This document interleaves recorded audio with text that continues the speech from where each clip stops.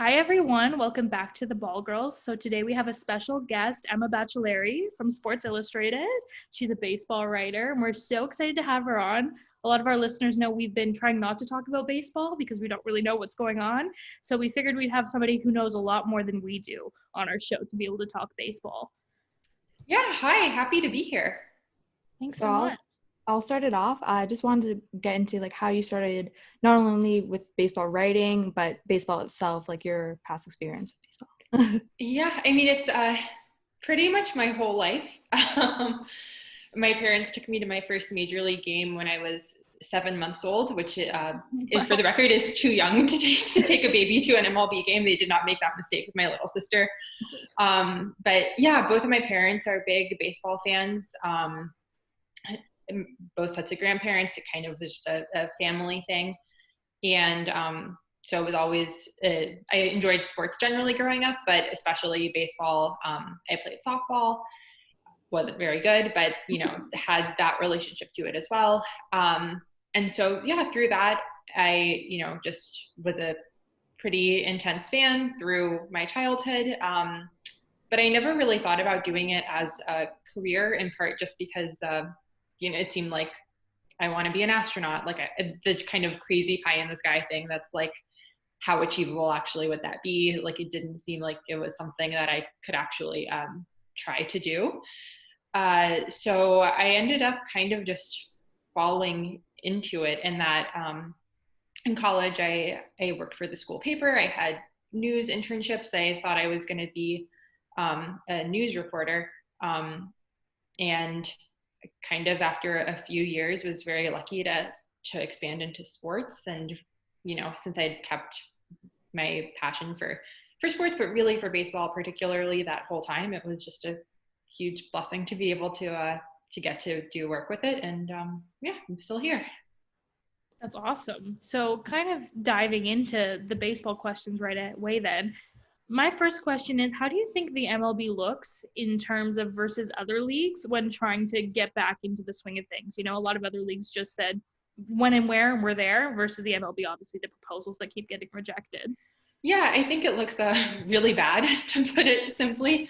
And part of that is that I do think baseball's situation was more complicated than the NBA or NHL, in that when you're not talking about how do you resume a season that is already, 3/4 of the way through, players already have, fulfilled parts of their contracts, have gotten paid some of what they were expected to get paid. When you're talking about that situation versus how do we look at this rapidly evolving situation when we're not sure if we're going to have a season at all, that does put you in a different starting point when it comes to discussing just so many of these elements. So I do think it is a little bit harder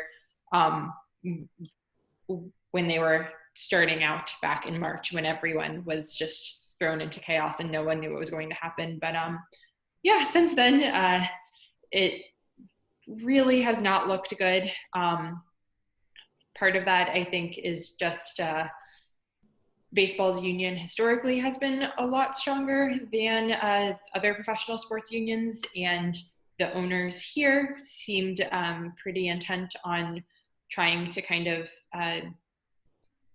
break the union solidarity to get them to kind of roll over with some proposals that, the first few ones that the owners put out, it seems in retrospect should have been pretty clear. The players were not going to budge on certain things.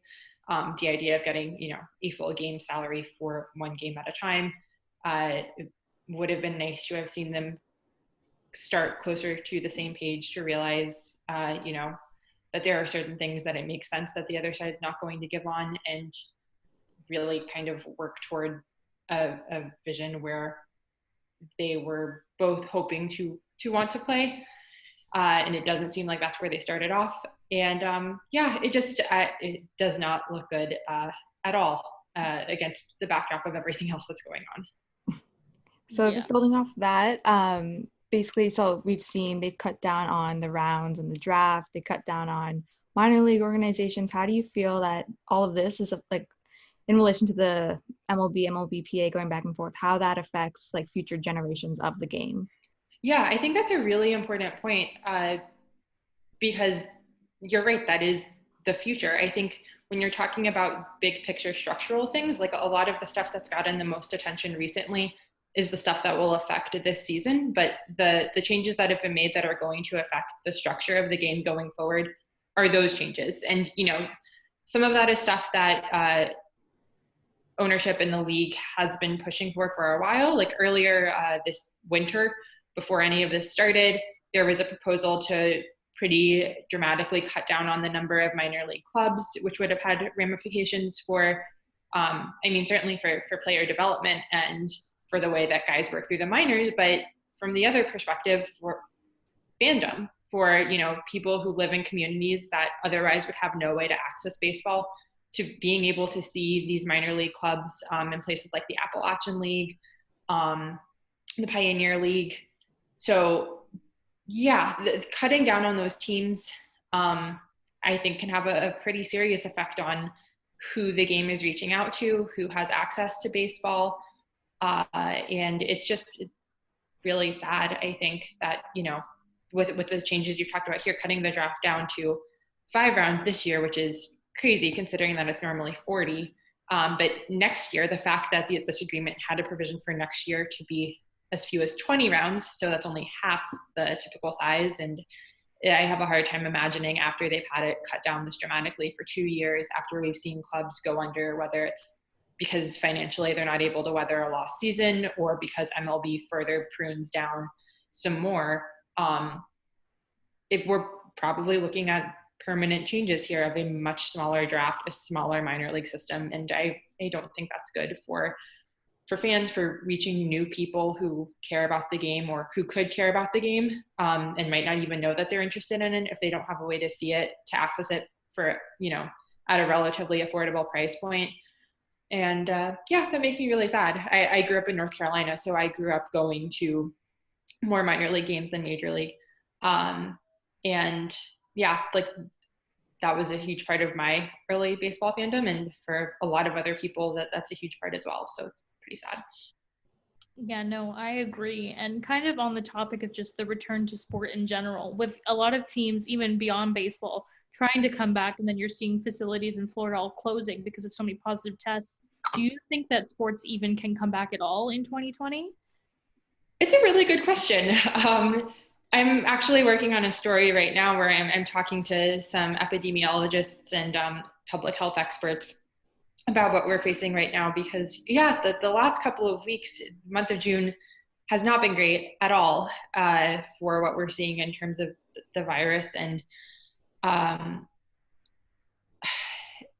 there are just so many opportunities for any return to sports, really, whether it's in a bubble environment, whether it's, you know, what baseball was previously talking about, of having teams play in their home ballparks and kind of minimize travel with a revised schedule. No matter what you're talking about, there's risk involved. And no matter how much you try to cut down on the number of people who are in a sports environment, it's still a lot beyond the players. A ton of people who are maybe older, who might have other medical conditions, who are at risk in ways that, you know, might not be the same for when we think about bringing back sports. We're thinking about, you know, very healthy guys in their 20s, but there's a lot of people beyond that. And that's just really scary, that there's a lot of ways I think that this could go wrong pretty badly, which I've missed sports a lot over the last few months, but I also am very hesitant about bringing them back if they can't be done safely. And given what we're seeing right now, I'm not sure how safe it can be. Agreed. Yeah. So, with you, like we've already talked about MLB, MLBPA going back and forth, the owners, how do you feel that this is going to affect the collective bargaining agreement that they're supposed to redo? So, yeah, I think it'll be really interesting going forward, because different iterations of the proposals that we've seen so far have addressed stuff that would have otherwise been covered in the 2021 collective bargaining agreement, stuff like the designated hitter, extra innings modifications, things like that. Some of the stuff with the minor leagues in the draft could have been part of that. And the fact that we're seeing it work through now and seeing it work through in a way that is really contentious with a lot of back and forth and lots of mistrust and kind of bad blood on both sides. I think 2021 was already going to be bad given what we've seen in terms of, player awareness around labor issues, kind of the changes in the free agent market and how guys were reacting to that. I think it was clear that the sort of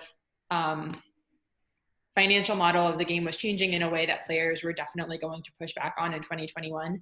But after this, I think it's going to be a lot worse. I think this is kind of a warm up to those negotiations. And I think it's going to be pretty intense, and it's not ideal. It's not looking like a super bright future across the game here. Yeah, but even looking at, speaking of bright futures, looking at a league like the KBO, what do you think they're doing correctly, other than the fact that obviously you can't control people outside of sports who are still dealing with COVID and things like that?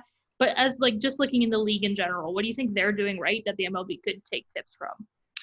Yeah, I've had a lot of fun watching both KBO and the Chinese Professional Baseball League in Taiwan.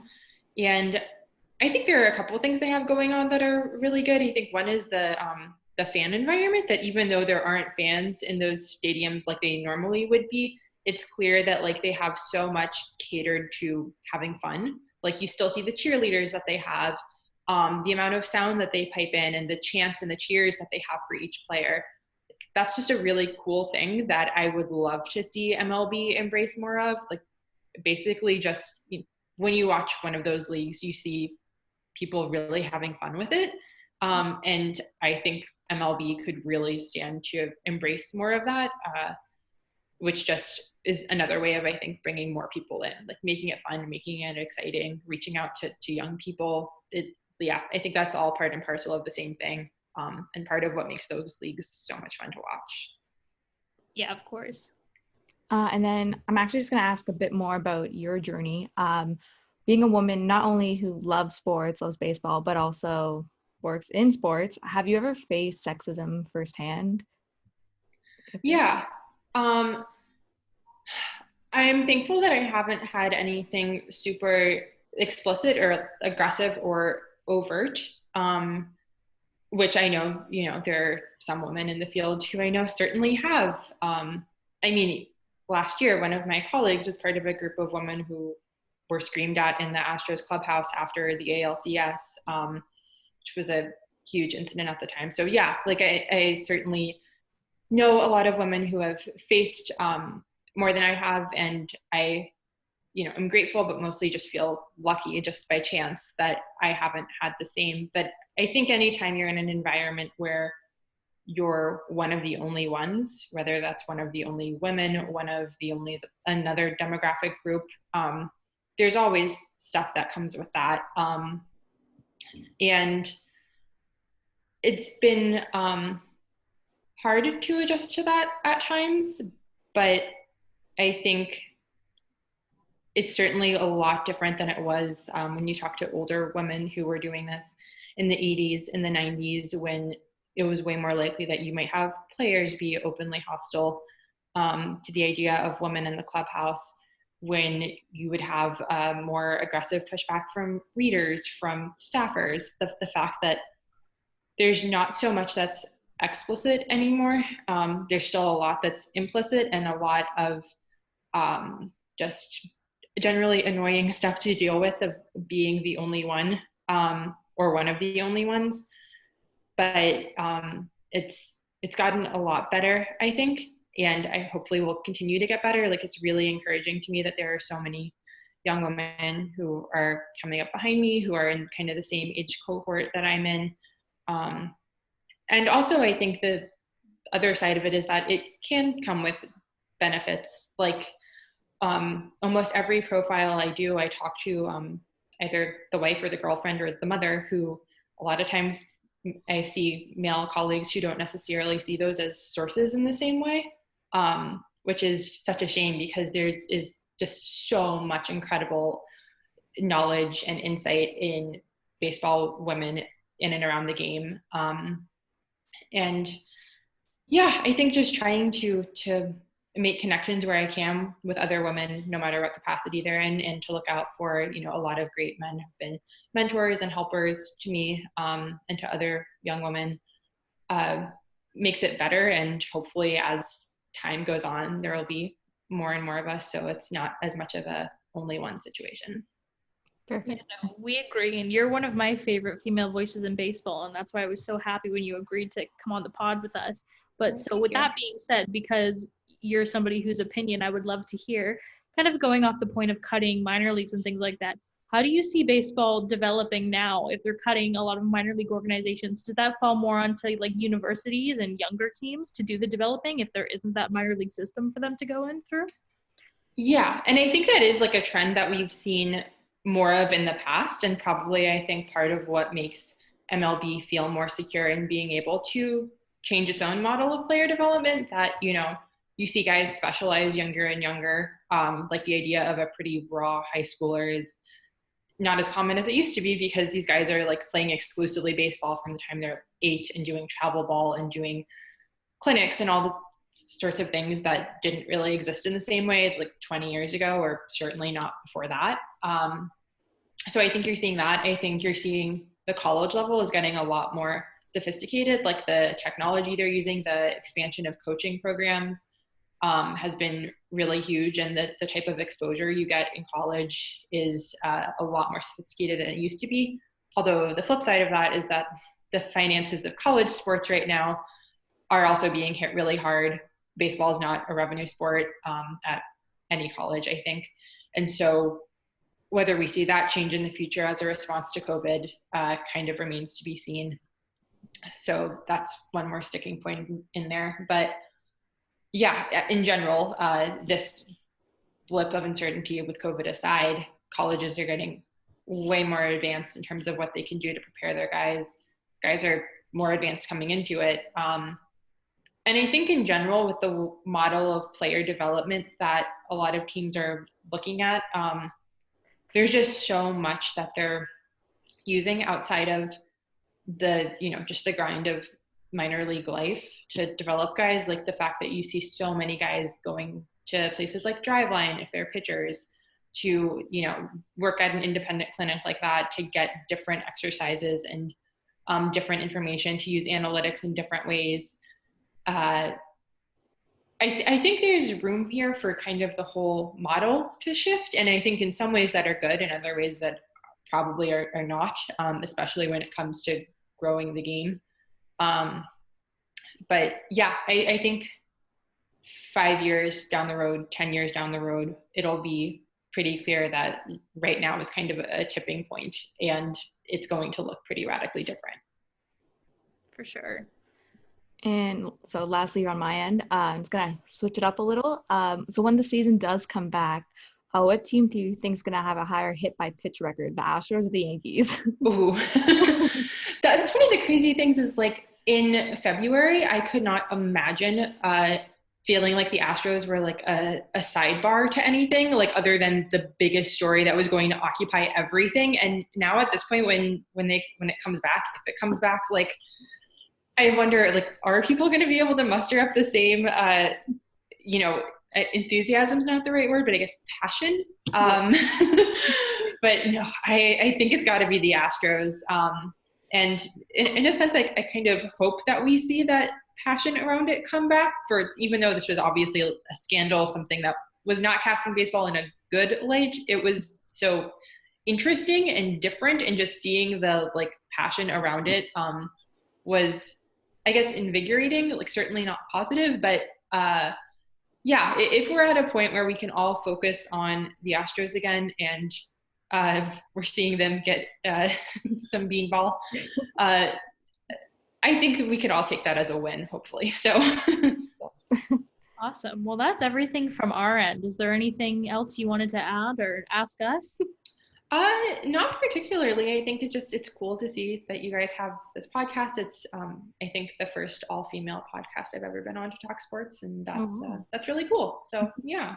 Awesome. Well, thank you so much, Emma, for joining us. Yeah, definitely. All right. So thank you so much to Emma for joining us. Lots of fun. I loved listening to what she had to say. So very knowledgeable for us. Yes, and we will post her links and stuff in the bio of this pod because she was such a great guest to have. But we're just going to jump right back into the sports news of this week. Hell yeah, we are. All right. So sports are coming back, hopefully. Still, we're waiting. We've got some roadblocks, though, to the comeback. Oh, yeah. A lot of re-questioning, I guess, going around, like the different leagues. Yeah, well, baseball. What's happening with baseball? Baseball, they shut down some facilities in Arizona and in Florida because of the outbreaks there. They're doing extreme cleansing of different facilities. Yeah, multiple teams tested positive. I think mostly Phillies players. I think there was five players, 3 staff. And then there was pardon? It's a Jesus. Yeah. And then a pitcher, was it a pitcher or just a player? I forget. For the Jays, part of the 40-man roster. He had symptoms. I don't know if he tested positive, but he had symptoms. Giants, they had someone a family member test positive.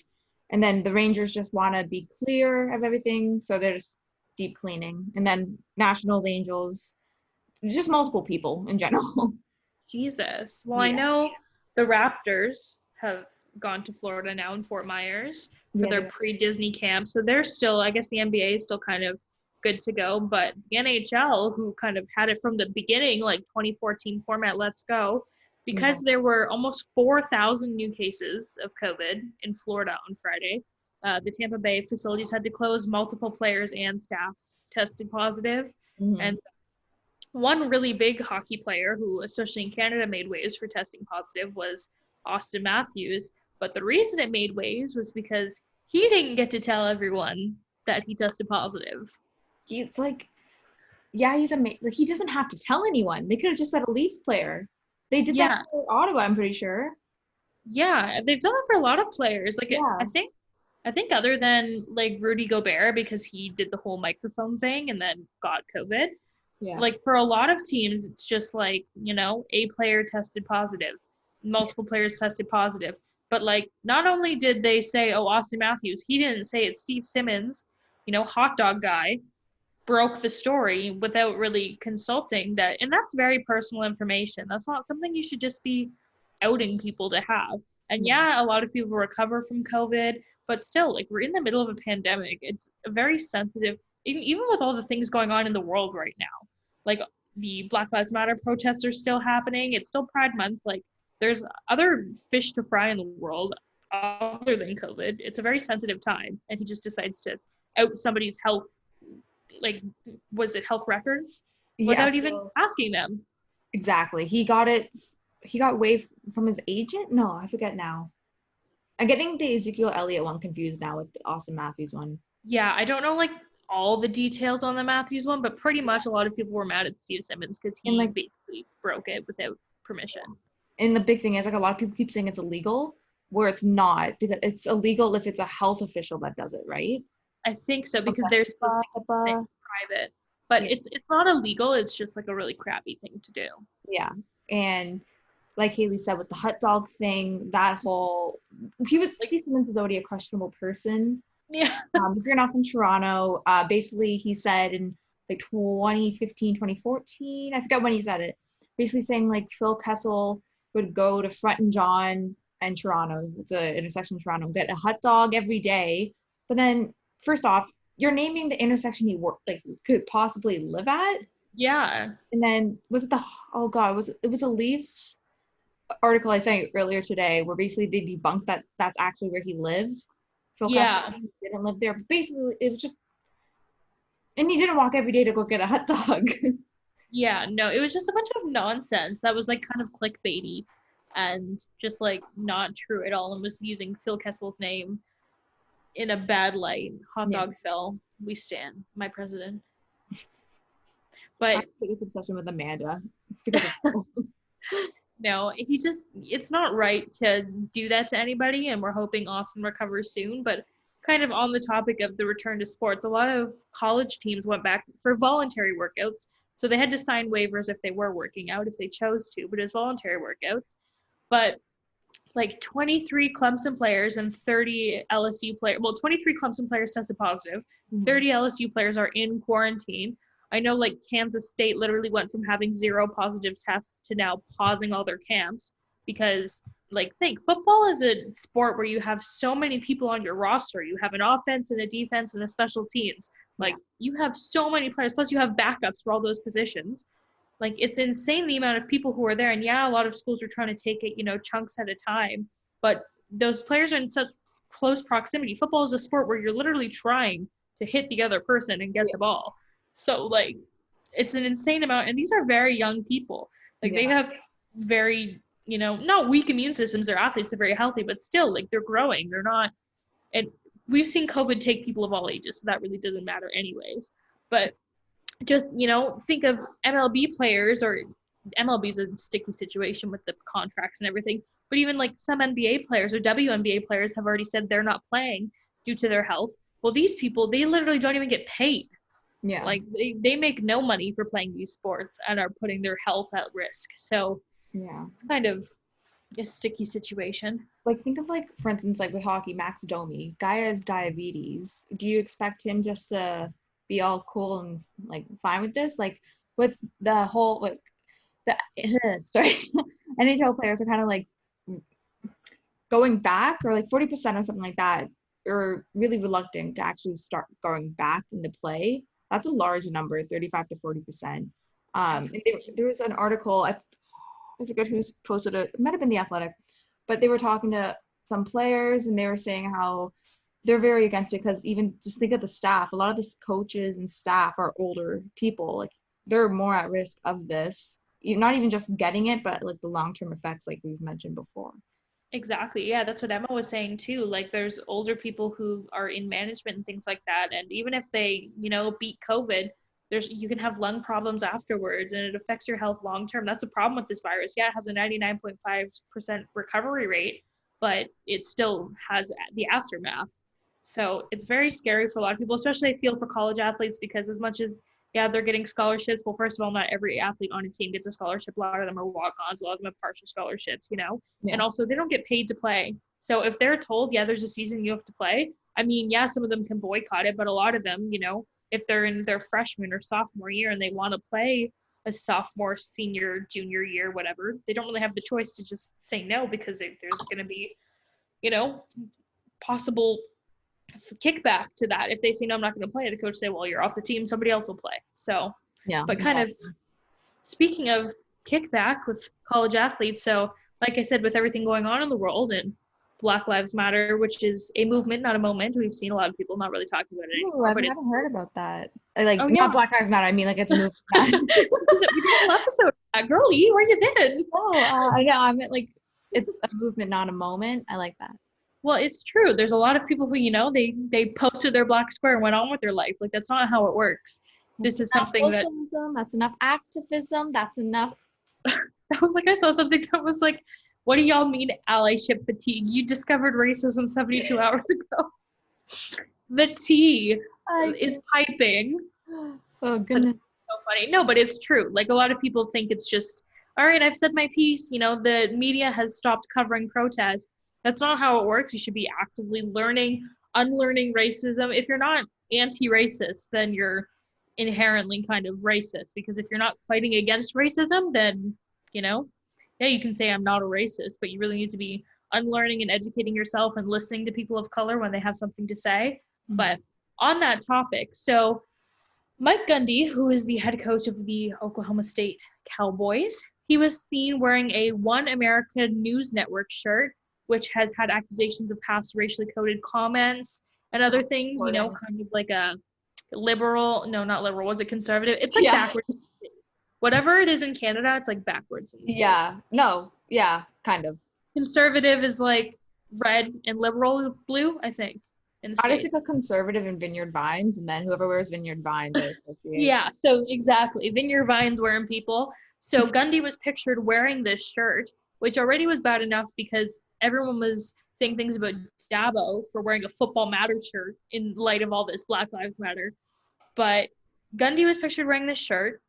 On a fishing trip. Bubba Hubbard, who is a star running back, probably Heisman candidate this year, said, I'm not playing until things change. And that's huge because a lot of people are rooting for Oklahoma State in the Big 12 this year. You know, Oklahoma's lost Jalen Hurts, has lost a lot of their stars. So they're thinking, like, this is our year. And he was kind of took the world by storm saying, like, I'm not playing until something changes. So like you said, you described it best. I'll let you describe the video because a video came out of Mike Gundy and Chuba. And Mike Gundy didn't apologize, Chuba did, which makes no sense to me. But your description of the video is the best. Okay, so before this, the subscription. God, before the description of the video, I just basically he apologizes, Chuba, which is so I find it so weird why he's apologizing because he's just like I should have been a man and talked about it, not talked about it on Twitter. Twitter, people have to like I'll talk about shit on Twitter because that's why I have a larger following. Like exactly, but yeah, it was so weird. It was just kind of like a action and look like they had like guns to their backs kind of thing. They were like, we work together in brotherhood. Yeah, no, it was so uncomfortable. So awkward. And like Gundy wasn't even the one apologizing when he should have been. He posted a video later on apologizing, but at that point it was like everyone said, like, why was Chuba the one to apologize first when he was literally bringing light to an issue? And somebody said when Mike Gundy played at Oklahoma State, he was using the N-word in like the late 80s, early 90s. Like just super unacceptable, especially when you're an adult, you know the effects that word can have. Yeah. And saying that to your teammates of color, and especially when you're a coach to many players of color, like you're supposed to be a leader for them. So that's pretty disgusting. So we'll see what happens there. I mean, we don't even know if college football is going to have a season now because of everything happening with, you know, so many players on all these teams testing positive for COVID.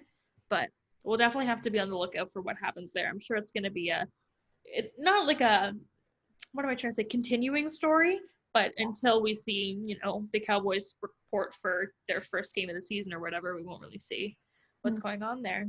So yeah, speaking about Cowboys, yeehawing. Sorry, I was like, I'm gonna let Haley introduce it, but I was like, no, I'm itching to say this right now. Sorry. Talking about Cowboys. Hey. Yeehaw! When I say yee, you say ha. Hi. I didn't say freaking yee. Put your yees where I can yaw him. Oh my god. Anyways, before we lose our entire following, the Belmont Stakes happened, which is weird because it's never, ever, ever open to the Triple Crown. Never. The Preakness is happening in September, and the Kentucky Derby is happening in September, and the Preakness is happening in October. I think one of those dates. It's September, October. I don't know which one's which. Tis the Law won the race. I don't really know. Tis the law. It truly is. In today's society, tis the law.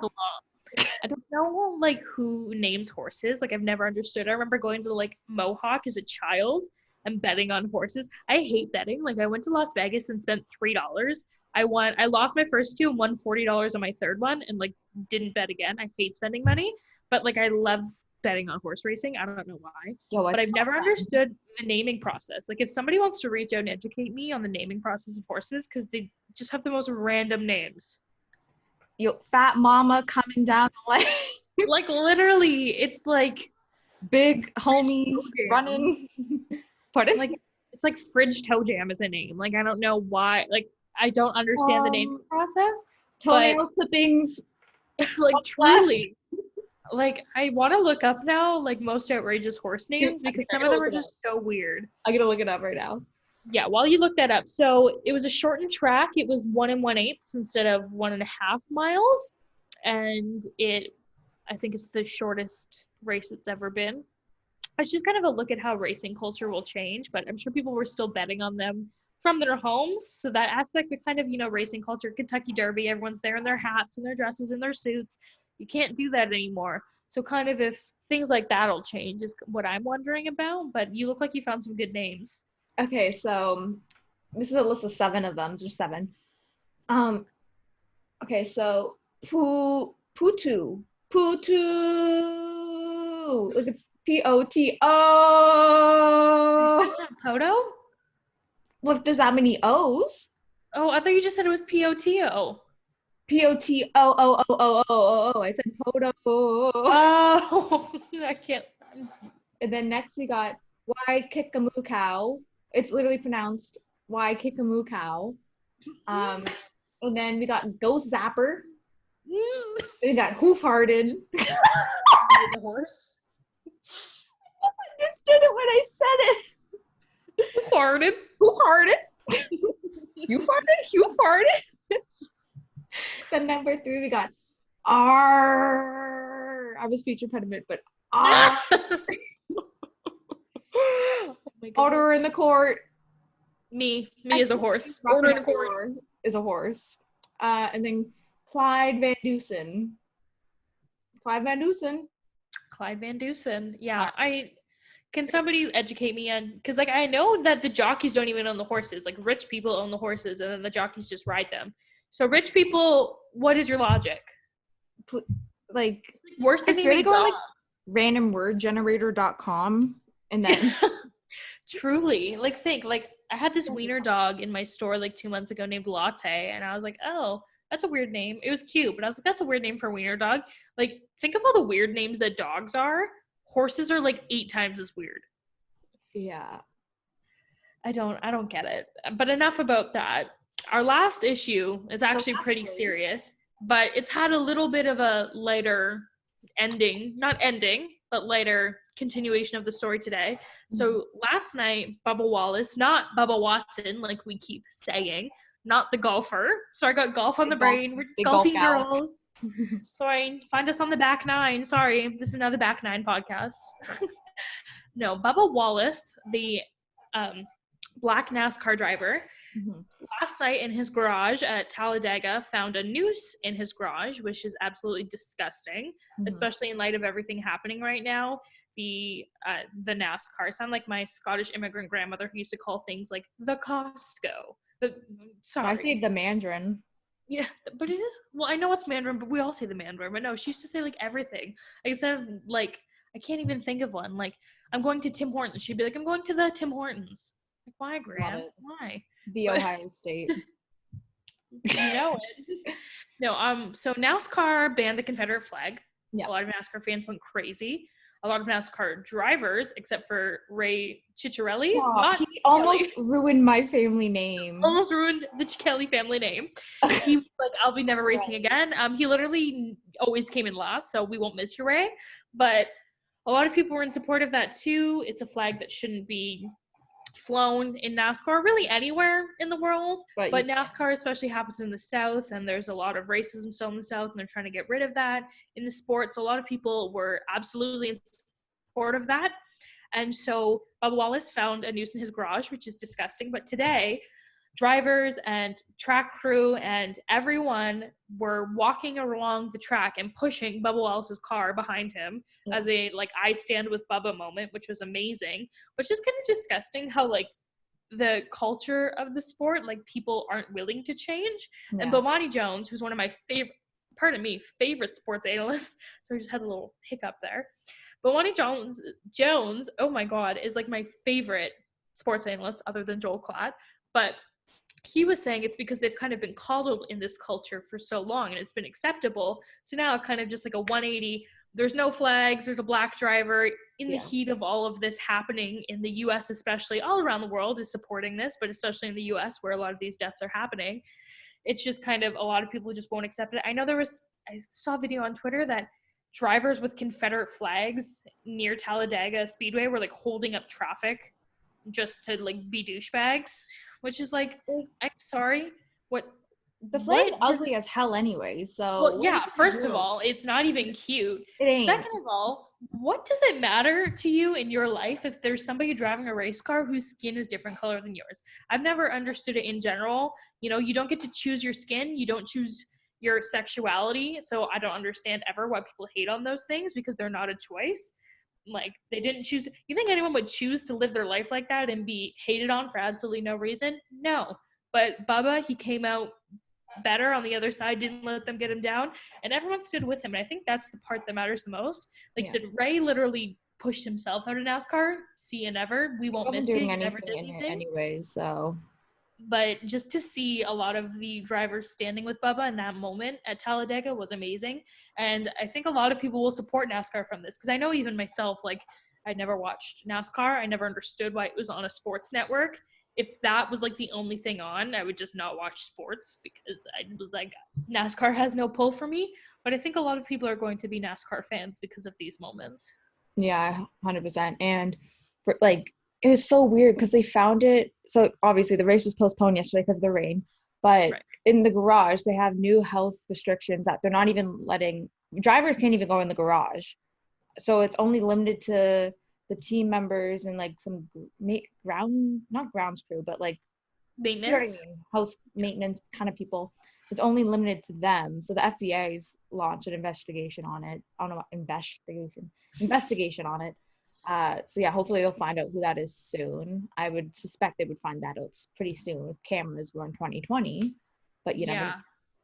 Especially, do you think, because I saw something about another death that happened in the States and they literally bashed all the cameras and took the DVR. So, like, I'm hoping they had, I know, it's so messed up. Like, it makes me so sad. Every day I try to see the positives. Like I said, like the moment today where they're all on the racetrack, walking, pushing Bubba's car, those things make me happier, but there's just like so much darkness. So I hope they find out who did that and literally put them in jail, but also ban them from NASCAR forever. No Confederate flags, more Dixie chicks. Yes, please. That's all it. we want. Goodbye, Earl. Literally, landslide. I know Fleetwood Mac, real landslide, but still, their cover is amazing. I'm not ready to make nice. I'm not ready to back down. I'm so mad as hell. I don't have time to go round and round and round. It's too late to make it right. What's the line? Probably not there and I sleep like a baby. No regrets and I don't mind saying it. It's a sad, sad story when a mother will teach you to die. You gotta end up a big stranger and how you'll say,